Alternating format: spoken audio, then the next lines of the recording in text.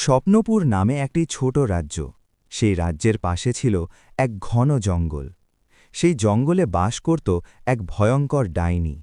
সেই ডাইনি প্রতিদিন মানুষের রূপ ধারণ করে সাহায্যের কথা বলে তাদেরকে মেরে ফেলত। সেই গ্রামে ছিল এক পরিবার। সে পরিবারে ছিল দুই ভাই। বড় ভাই কাজে চলে গেছিল, বাড়িতে ছোট ভাই একা ছিল। তখন ডাইনিটি একটি বুড়িমার রূপ ধারণ করে তার কাছে আশ্রয় চাওয়ার কথা বলে তার বাড়িতে প্রবেশ করল। তারপর ছোট ছেলেটি সরল মনে সেই ডাইনিটিকে তার বাড়িতে আশ্রয় দিল। কিন্তু সে জানত না এটি এক ভয়ঙ্কর ডাইনি। রাতে যখন ছোট ছেলেটি ঘুমাচ্ছিল, তখন ডাইনিটি তার আসল রূপ ধারণ করে। ছোট ছেলেটিকে মেরে তার গর্দান নিয়ে চলে। তারপর তার বড় ভাই এসে দেখল তার ছোট ভাইকে মেরে কে যেন তার গর্দান নিয়ে চলে গেছে।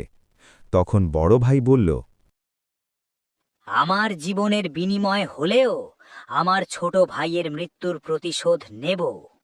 এই বলে বড় ভাই তার ছোট ভাইয়ের মৃত্যুর খোঁজে বেরিয়ে পড়ল। বড় ভাই পাশের গ্রামে গিয়ে একজন বুড়োকে তার ভাইয়ের সব জানাল। তারপর বুড়ো বলল, এই গ্রামের পাশেই এক ভয়ঙ্কর ডাইনি থাকে, সে সবাইকে মেরে ফেলে। তারপর বড় ভাই সেই ডাইনির গুহায় কাছে গিয়ে ডাইনিকে সে বলল, এই ডাইনি, তুই কি আমার ভাইকে রাতের অন্ধকারে মেরে ফেলেছিস?